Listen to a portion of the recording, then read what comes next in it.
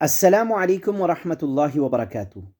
دوستو، آج کی اس ویڈیو میں ہم 10 ایسی مجبوریوں کے حوالے سے ذکر کریں گے کہ ان 10 مجبوریوں میں شریعت نے انسان کو روزہ نہ رکھنے کی اجازت دی ہے۔ ان میں سے کوئی بھی مجبوری ہو تو روزہ چھوڑ دینے کی شریعت کی طرف سے انسان کو اجازت ہے۔ ان 10 مجبوریوں میں سب سے پہلی مجبوری سفر ہے۔ شریعت نے اپنے سارے احکام میں بندوں کی سہولت اور آسانی کا پورا لحاظ کیا ہے اور کسی معاملے میں بھی ان کو کسی بے جا مشقت اور تنگی میں مبتلا نہیں کیا۔ چنانچہ قرآن حکیم میں روزے کی فرضیت کا اعلان کرتے ہوئے بھی قرآن نے مسافر اور مریض کی معذوری کا لحاظ کیا ہے اور ان کو روزہ نہ رکھنے کی اجازت دی ہے۔ فمن شہد منکم الشہر فلیصمہ ومن کان مریضا او علی سفر فعدۃ من ایام اخر۔ بس تم میں سے جو شخص اس مہینے کو پائے اس پر لازم ہے کہ وہ اس مہینے کے روزے رکھے، اور جو بیمار ہو یا سفر پر ہو تو دوسرے دنوں میں روزے رکھ کر گنتی پوری کر لے۔ دوسرے نمبر پر بیمار شخص، یعنی بیماری کی وجہ سے روزہ نہ رکھنے کی اجازت ہے۔ اگر روزہ رکھنے سے کسی بیماری کے پیدا ہو جانے کا اندیشہ ہو، یہ خیال ہو کہ دوا نہ ملنے کی وجہ سے یا غذا نہ ملنے کی وجہ سے میری بیماری بڑھ جائے گی، یا یہ خیال ہو کہ دیر میں صحت حاصل ہوگی، تو ان تمام صورتوں میں روزہ نہ رکھنے کی اجازت ہے۔ تیسرے نمبر پر حمل، یعنی اگر کسی حاملہ خاتون کو غالب گمان ہو کہ اگر وہ روزہ رکھے گی تو بچے کو نقصان پہنچے گا یا خود اس کو نقصان پہنچے گا، تو اس کے لیے روزہ نہ رکھنے کی اجازت ہے۔ چوتھے نمبر پر ارضاع، یعنی بچے کو دودھ پلانا، یعنی اگر کسی عورت کو یہ غالب گمان ہو کہ اگر وہ بچے کو دودھ پلائے گی تو اس کو شدید نقصان پہنچے گا، مثلا دودھ خشک ہو جائے گا اور بچہ بھوک سے تڑپے گا، یا خود اپنی ہی جان کا خطرہ ہو، تو روزہ نہ رکھنے کی اجازت ہے۔ پانچویں نمبر پر بھوک اور پیاس کی شدت کی وجہ سے شریعت نے اجازت دی ہے۔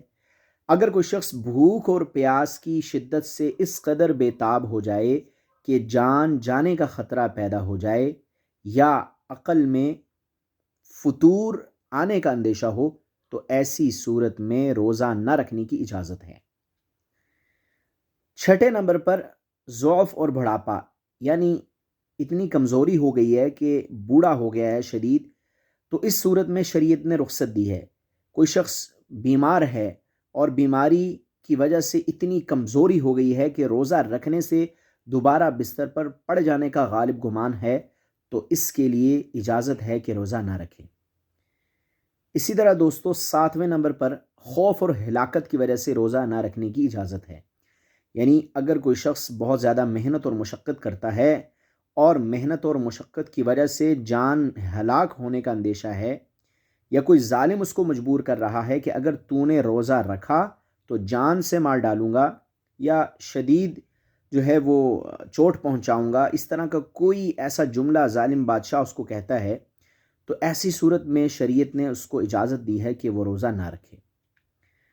آٹھویں نمبر پر جہاد، دشمنان دین سے جہاد کی نیت ہو اور یہ خیال ہو کہ روزہ رکھنے سے کمزوری آ جائے گی، تو اس صورت میں بھی روزہ نہ رکھنے کی اجازت ہے۔ کیونکہ بالفعل جہاد ہو رہا ہو تب بھی روزہ نہ رکھنے کی اجازت ہے۔ بالفعل جہاد نہیں ہو رہا لیکن جلد ہی دشمن کے ساتھ لڑائی کا اندیشہ ہے، تب بھی اجازت ہے۔ اور اگر روزہ رکھ لیا ہو اور ایسا موقع پیش آ جائے تو روزہ توڑ دینے کی بھی اجازت ہے۔ روزہ توڑ دینے سے کفارہ لازم نہ آئے گا۔ نویں نمبر پر بے ہوشی، یعنی اگر کسی شخص کو بے ہوشی طاری ہو جائے اور کئی دن تک یہ صورت رہے، تو اس صورت میں جو روزے رکھے جائیں گے ان کی قضا واجب ہوگی، ان روزوں کی قضا واجب ہوگی۔ البتہ جس شب میں بے ہوشی طاری ہوئی ہے، اگر اس دن بے ہوش ہونے والے سے کوئی ایسا فعل سرزد نہیں ہوا جو روزے کو فاسد کرنے والا ہو، اور یہ بھی معلوم نہ ہو کہ بے ہوش ہونے والے نے روزے کی نیت کی تھی یا نہیں، تو اس دن کا اس کا روزہ سمجھا جائے گا اور اس دن کی قضا لازم نہ آئے گی، البتہ بقیہ سارے دنوں کی قضا واجب ہوگی۔ اسی طرح 10ویں نمبر پر جنون ہے، یعنی اگر کسی شخص پر جنون طاری ہو جائے، وہ پاگل ہو جائے اور اسی حالت میں وہ روزہ نہ رکھ سکے، تو اس کی 2 صورتیں ہیں۔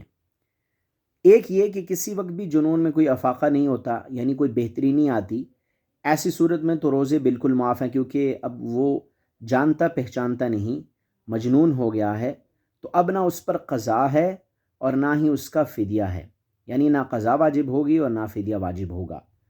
دوسری صورت یہ ہے کہ کسی وقت مجنون آدمی کو افاقہ ہو جاتا ہے، اس کی طبیعت بہتر ہو جاتی ہے، وہ سمجھتا ہے، بولتا ہے، تو اس صورت میں اس پر قضا واجب ہوگی۔